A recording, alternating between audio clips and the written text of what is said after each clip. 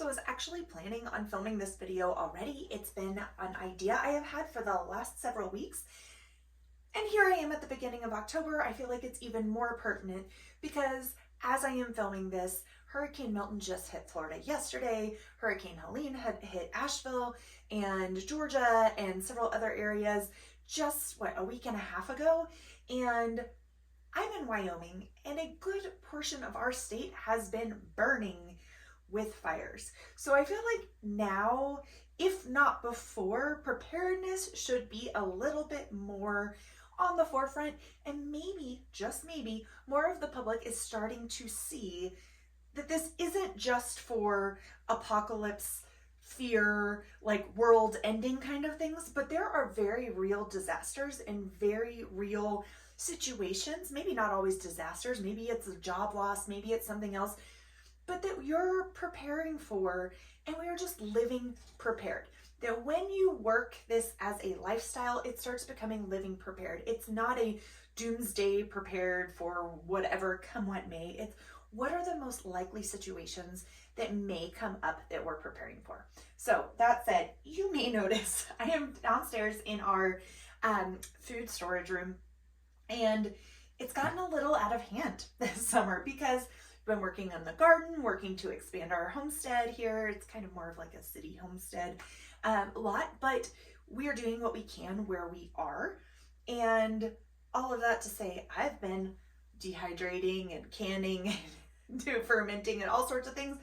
And my buckets are a little, chaotic. But I wanted to share with you guys today something I wish that if I could go back and tell me, let's see, we're in 2024. If I could tell me 4 years ago when 2020 hit and I realized, oh goodness, there's like our supply chain's actually pretty fragile and I've been relying way too much on the grocery store. I need to start thinking about what does our family use on a regular basis and start preparing a little better. And at that time, we were in a small apartment, and I have actually linked up in the cards. I will try to remember to link the video. It's one of my most popular videos to date, and that was food storage in small places, because we started in an apartment. So we were putting things under the bed and in the closet, and now we do have a room in our basement where we can store more things, but it's still not like,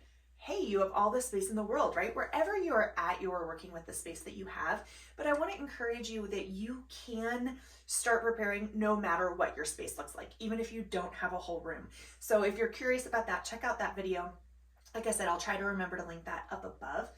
But here's what I wish I could go back and tell me from 4 years ago. Don't just buy in bulk because it's cheaper. Be sure to be strategic about what you are currently using, not what ideal you might be using. So for example, I bought, and now this is not a huge bulk, but considering that our family currently is myself and my husband, and then we have a flock of chickens, but I bought a whole bunch of lentils 4 years ago.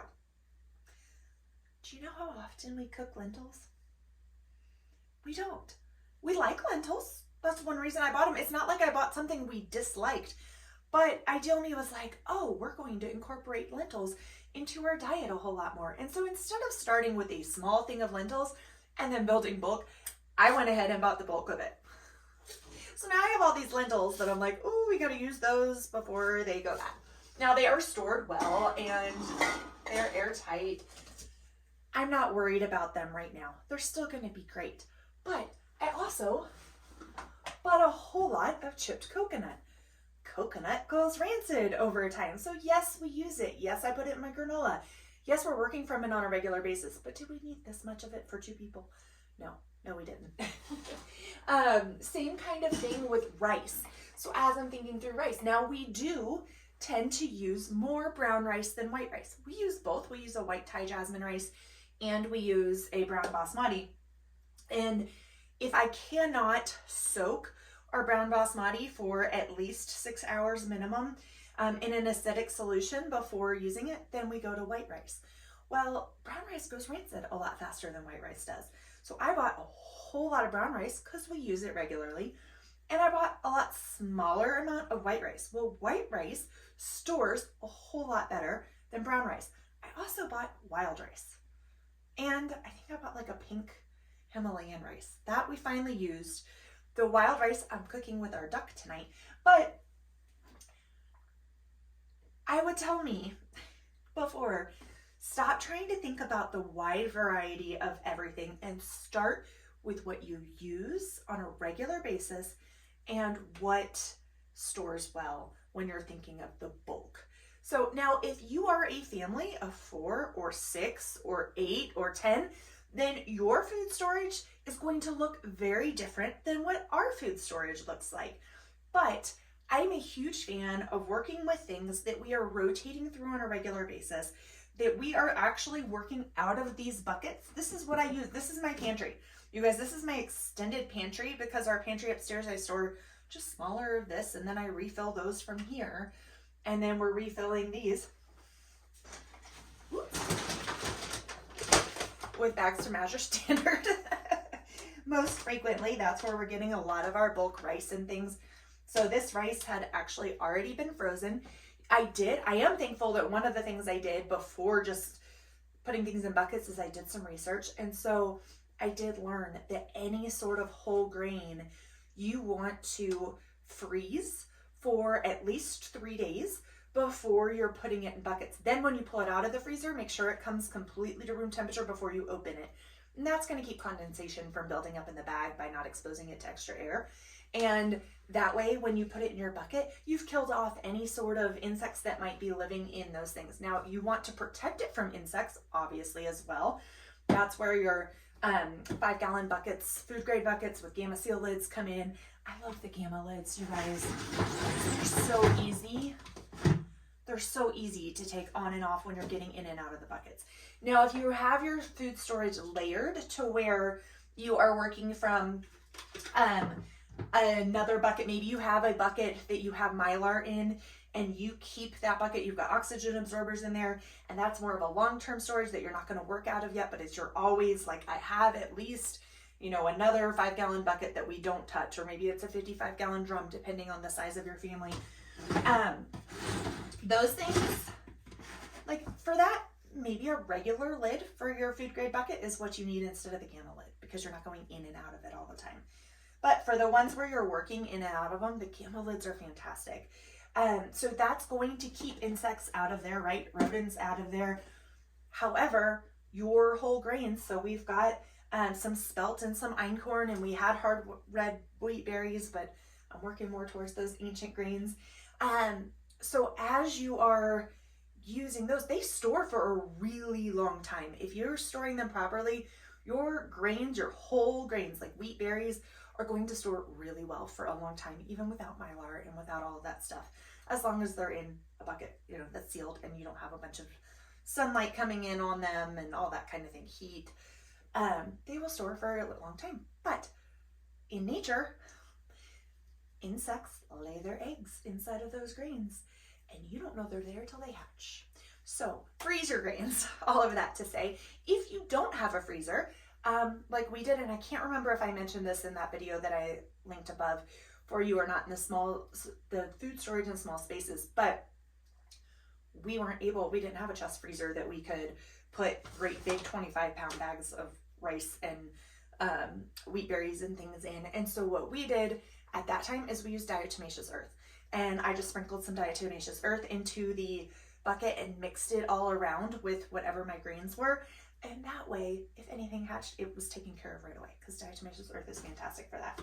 So those are things I wish I could go back. I feel like otherwise, our shelves are starting to get back full with some things. We have some gaps I'd like to fill in, but I feel like I want to encourage you that if you're just getting started, take a really good inventory, or maybe you've been doing this for a while, but you've kind of been working off of other people's lists. Everybody wants a list. What do I store? How much do I store? Nobody can tell you for your family what's going to be best. You have to think through your family. What do you eat on a regular basis? If you're thinking about what packs really good calories, if I was in an emergency situation, but also what packs really good nutrition. And then different layers of that. So if you are having to grab and go, that's going to look different than what is in your food pantry if you are hunkering down and maybe you just have a power outage, or maybe it's a blizzard. It's funny here, that's something in Casper that we have on a semi-regular basis. It'd be really nice if we have one this year because we need some moisture, hence all the fires in Wyoming. We've not had enough, but we were having a snowstorm a couple years ago, and my friend of mine was like, "Are you ready? We might be snowed in for like 3 days." And my husband was like, you know my wife, right? Like, are we ready? Do you know how many? We've got canned meals that I can literally just pop the lid off of, and ideally you heat them up. But if you couldn't heat them up, it is safe to eat them out of the jar. So we have those things, and we have a variety of meals that are already ready that we don't have to assemble. And I did do some things. I like this layer. I have to figure out how to work through it a little better. But I did, when Azure had these organic rice packets on hand. Now it says ready in 90 seconds. They're assuming you're microwaving. If you're in an emergency, you're not microwaving. And I really recommend you don't microwave. It's a whole different thing. But we don't even have a microwave in our house. So you can do it on the stovetop. But these are also, again, like in a non-ideal situation, you could eat it. You're going to want to mix it with some broth and things. But we have broth canned on our shelves. I have rice that I don't have to add water to, too much water. You know, it just takes a tiny bit of liquid versus trying to make it completely from scratch. So I have some layers of that. Like if water were an issue, we've got some water. I want to improve my water storage. It's another thing. But the thinking through your food in that way too. Like if I were to lose power, how could we eat? You know, if we were to have X, Y, and Z, how could we do this? Start thinking through those situations from a place of wisdom of how could we prepare for this, knowing that there is no way you can prepare for absolutely everything. There's just not. There's just not.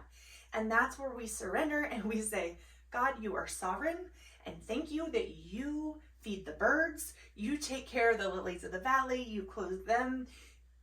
It's okay. We will be okay. But there's also and we are given wisdom and discernment to discern the times and to know where we need to step in and take some steps, because think through, there's so many biblical examples, you guys. There's Joseph, who helped prepare Egypt, right?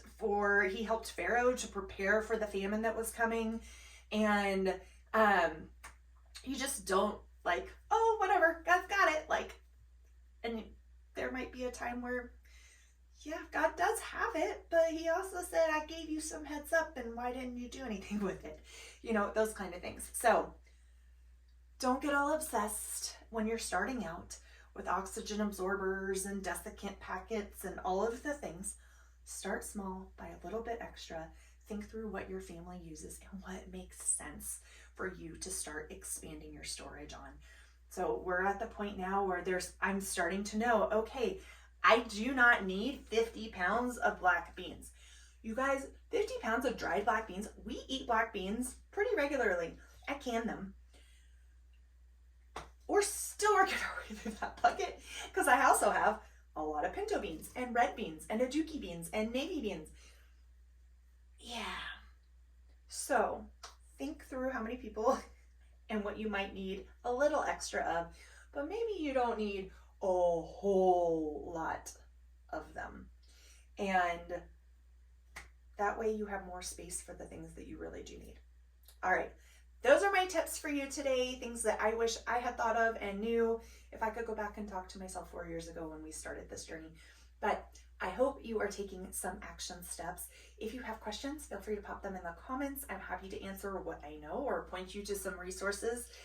We're all learning together. I would love to hear tips that you have because like I said, we're all learning together, and it's really helpful when we share as a community, because your community is really only as resilient as the least prepared person in your community. So spread the word again, not from a place of fear, just out of wisdom.